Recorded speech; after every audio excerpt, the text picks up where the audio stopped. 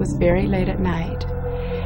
And then I heard and felt footsteps in the room coming in through the door and walking past the bed, and I couldn't see anything. I've never, ever, ever been so scared in all of my life, except for when I lost my son. I remember one day just being in the church, just playing, and I sort of had this feeling that somebody was with me. What does that mean? Like, why was she there?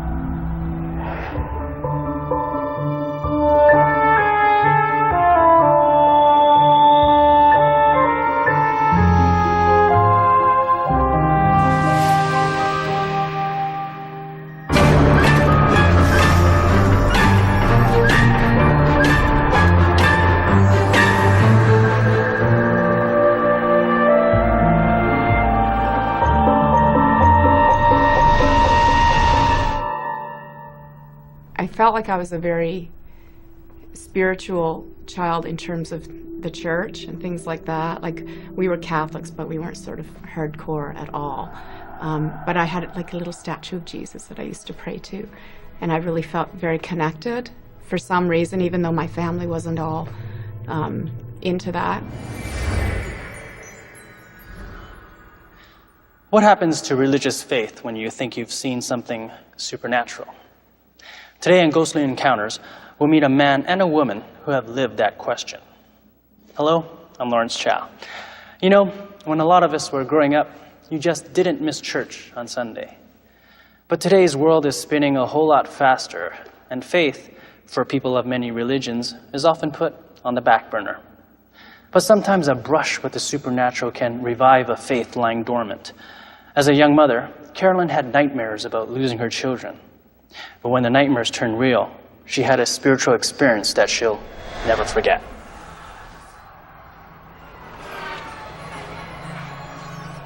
My sisters and I took all our children and we collected them and we took them off to the PNE, which is the exhibition in Vancouver.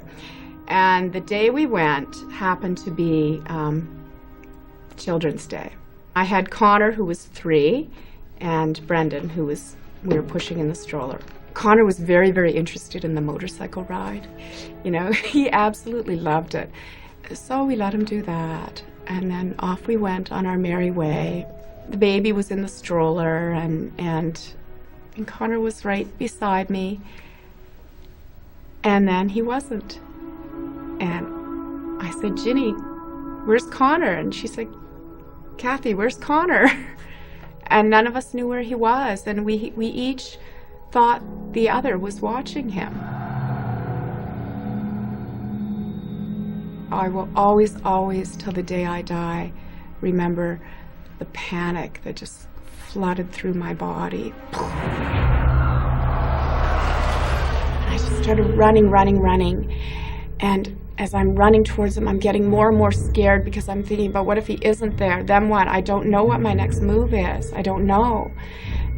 And I got to the motorcycles and he wasn't there, and they hadn't seen him, and they didn't know who I was talking about. And so I started to run as fast as I could run. And I ran out of the little kid playland area, and then I started calling that God. And I don't know if the face was in my head yet then or not. I don't think it was. But I just started calling, help, help, help, help my little boy, help me find my little boy, help me find my little boy, help me find my little boy. And I swear to God, the weirdest thing happened. It was like I hit a wall, like an invisible force field. Boom! Like a big hand came out and just went and pushed me here and just went, stop. And I dropped to my knees and I started to pray.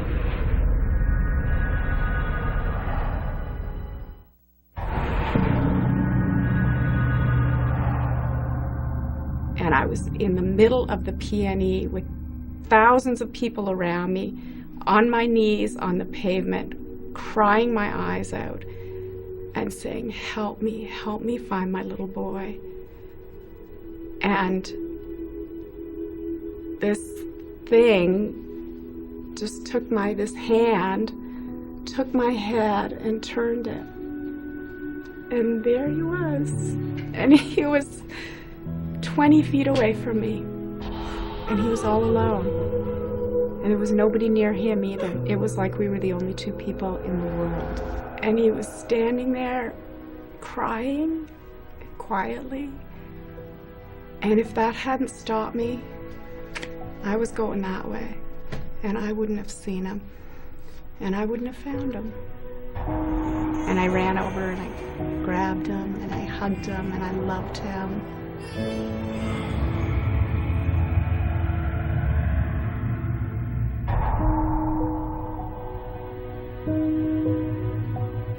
I think there are many names for God, and people might call it their name, and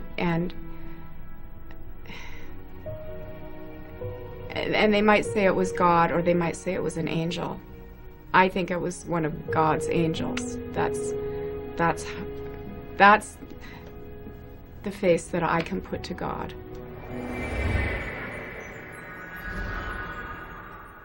Angels are believed to have no freedom of choice. They are merely agents of God's will. The exception is Lucifer, the fallen angel. In Milton's Paradise Lost, Lucifer chose to reign in hell rather than serve God in heaven. So if angels do God's bidding, it's not surprising to hear that Carolyn feels God directed an angel's hand to help her. But before that day, there were years when Carolyn wouldn't even say God's name. I can't believe I'm going to tell you this. I had a really horrific thing happen to me when I was a teenager. It was a sexual assault is what happened.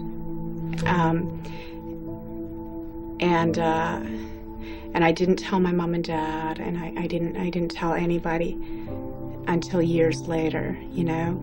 But at the time, I didn't tell anyone. Yeah, and so because I didn't tell anyone, I was alone with it. And you start to develop a sense of your own self-sufficiency, and you trick yourself into thinking that you are capable of dealing with it. Because I was a very capable person. I was quite bright, and I could do things, and I thought, well, and this I can also do, and so I isolated myself from everything, from everybody, and from God, from that face. And I stopped talking to him about things. Carolyn turned away from God after going through that terrifying ordeal. She found her way back to him on the midway because she felt he answered her cry for help. That renewal of faith convinced Carolyn she wasn't alone, and that she could now confront her attacker and send him to jail 16 years after the assault. But as she re-embraced her faith and prepared to go to court, the attack took on new resonance and challenged her faith yet again. My head was into, okay, in a month I have to go to trial, and it's going to be horrendous, and they're going to tear me apart and blah, blah, and I have to relive this whole horrible ordeal. And as I'm thinking about that, all those old feelings are coming back of I'm worthless and not worth loving, So yeah, vulnerable. I guess that would make me vulnerable to all kinds of things. It was very late at night. And then I heard and felt footsteps in the room coming in through the door and walking past the bed, and I couldn't see anything. I felt this sense of creeping evil that became overwhelming evil.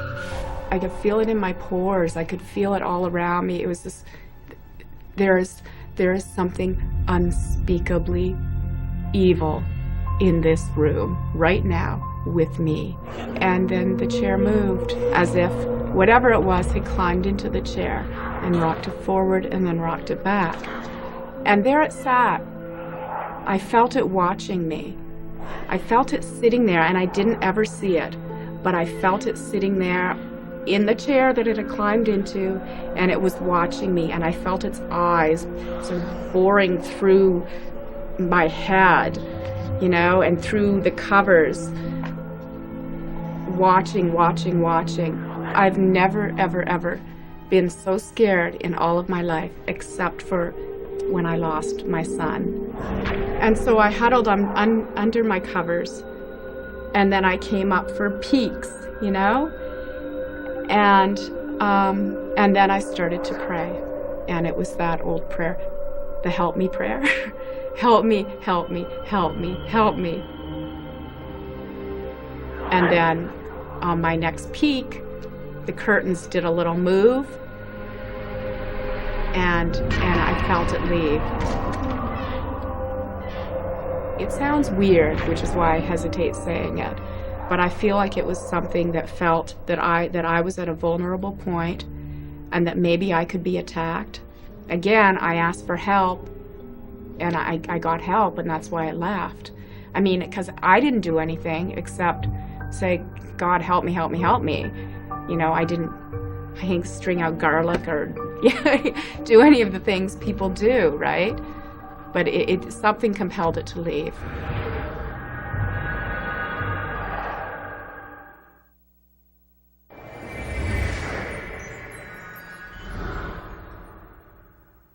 Carolyn thinks she got help because she was ready to receive it. Her Catholic background made her open to the idea of spiritual beings in the world. Catholicism is one of the Christian streams that still embraces such a belief. Eric Robertson didn't grow up Catholic, but he was raised in an environment that allowed him, like Carolyn, to believe in spiritual beings. All of my family were involved in some way in the book business. They were publishers, they were binders, they were proofreaders, they were all sorts of things. So I was surrounded by all manner of books when I was a child. And for some reason, there was a series of books that came from the 1880s by the people that had been involved in the Society for Psychical Research. So I heard all sorts of things about apparitions and thought transference and early hypnotism and that sort of thing.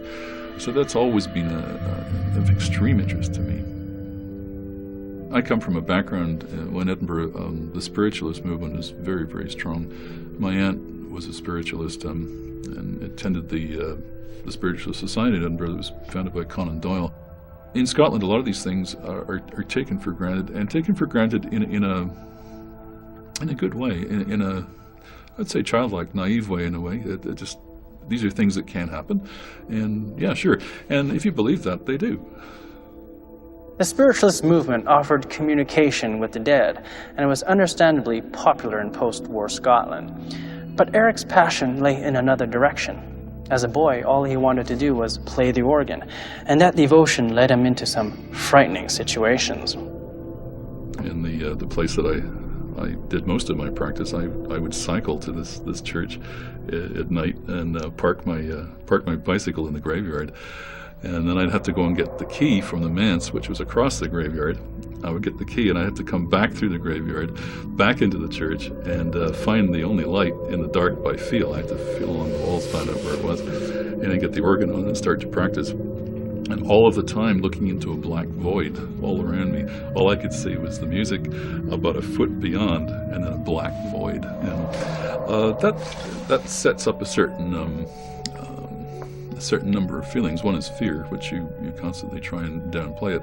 My desire to play the organ was so strong that I was able to overcome that fear while I was playing. The hardest part was coming into the church, and even harder than that was going out. I always felt that I had to go real fast and get out of there quick, back into the graveyard.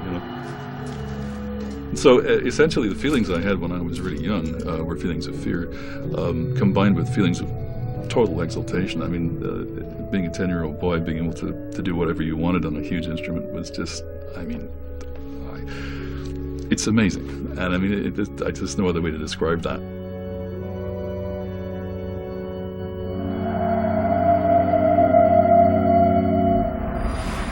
Despite his fear, Eric kept playing the organ. Eventually, his dedication brought him to Toronto, where he became known as one of the best organists in the country. It was there that the unseen specters he'd feared as a boy finally took shape. I remember one day just being in the church, just playing, and I sort of had this feeling that somebody was with me. It's not an uncommon feeling, because if you're in a big building, you like to know if somebody's with you. Anyway, this one day, it was actually during the day, I was just sitting there, and I was positive somebody was there, but I was supposed to be alone. And out of the corner of my eye, I could see somebody sitting in the gallery of the church. And I was playing straight on, the gallery was off to my right, and I eventually turned my head, and then it went away. Like, it was just because sometimes you get these little things out. I started playing again, and eventually I looked up again, and I found that if I didn't look, I could just kind of look ahead of me. I could just see it peripherally. And it would look like an old person. But I discovered if I looked at it, it would go away. And I thought, that's really weird. And I was starting to feel a little strange, actually, because I'm getting this sort of prickly feeling on my neck and just feeling uncomfortable a bit. And I discovered that if I didn't look at it, it came back. And this person, I had the feeling it was an old lady, it looked like an old lady to me, who appeared to be wearing just sort of not normal clothing, just sort of something. I think sometimes when we think we're frightened, I'm not sure that we actually are. I think we're just experiencing something important, or something that's got a real rush to it, you know. And I think that's an important distinction. So I think when I felt what I thought was frightened, I think it's more complicated than that. I don't think it's just, you know, somebody's chasing you with a cleaver or something. That's terror. This is not fear, is not terror. It's an awareness that something significant is happening. Often those who think they've seen a ghost deny it. They're afraid of being called crazy. They have what our psychotherapists call a strong adult ego state, the so-called thinking mechanism. Rather than deny it, Eric tested his adult ego by asking for more evidence. He told the apparition to bring it on. That was the first thing I did when I went back, and I had to look up in the gallery and see if she was still there, because she wasn't. But started thinking more and more about what does that mean? Like, why was she there? Like, why would that happen? You know, just that doesn't happen. I mean, why? You know. And then it happened again, and this time I thought to myself, you know, this is not scary anymore. This is interesting. This is really, really interesting. And I just went through the same process again, but not with the same degree of wanting to look. I just kept on playing, and I got the impression that I was with somebody and that somebody was with me, and everything was okay, you know. I had a really strong feeling of not being alone. She's wise and she's friendly. I think she's friendly. She's certainly powerful. She's completely silent. Completely, utterly silent. It's like being in a vacuum. It's like being in a recording studio with nobody in it. It's just dead. There's just nothing happening at all in the air. Nothing. Got the feeling that everything sort of went quiet and stood still. It's an envelopment of quiet. I can stay doing what I'm doing, and she'll stay where she is. And in terms of feeling, I do get a feeling. I get a feeling I guess a feeling of warmth. There's a feeling of safety, actually, in a funny sort of a way. The one thing about this whole thing that kind of I find upsetting is that I can't talk to this person. I'd love to actually talk to her. Maybe I will. I don't know. So far, she's not available. She's inscrutable. She's totally quiet, and she's totally distant, and totally focused. Totally focused on me. There's always a reason for her being there. She doesn't just show up. There's always something that I just in progress, or something's going to happen, or something's not right. It's that premonition that things are going to be all right. But you got to take care of things. You know, it's not going to be all right if you keep on doing what you're doing. Things have to change. And it's a message. She's sort of a message. Many religions, including some Jewish and Christian groups, steer away from the spirit world. There's a fear that when you open that door, evil can come in with the good. But as Carolyn and Eric's stories show us, accepting the idea that there are spirits can have a positive impact on faith. Carolyn needed the God she'd known as a child. Eric needed the reassurance that there is life beyond what we know here on earth, and both found their faith was made solid as a result of their encounters with the supernatural. I am absolutely convinced that I'm not alone in this world from that. I'm absolutely convinced of it. There is another part to life. There's another stream of life, and I can feel being in it, and I can feel being out of it. I have an absolutely unshakable faith in God, and that's cool, and that stays with me through any amount of turmoil and any amount of things that could possibly cause me to question His presence in my life and His power and the power of these angels. Anything that could ever cause me to question that, I just go, nope. You know what? I know, because I lived it, and I'm not given to flights of fancy at all. This high-flying real-life series will have you airborne Can you get me an anxiety pill, please? on Airline. Then, let the games begin on Caesars 24/7, where the stakes are high and the bets are real. You took my money! Airline, followed by Caesars 24/7, Tuesdays starting at 10, only on Bio. True story.